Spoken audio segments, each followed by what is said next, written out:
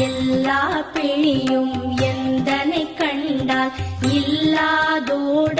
நீ என கருள்வாய். ஈரேழ் உலகமும் எனக்குறவாக ஆணும் பெண்ணும் அனைவரும் எனக்கா மண்ணாளரசரும் மகிழ்ந்துறவாகவும் உன்னை துதிக்க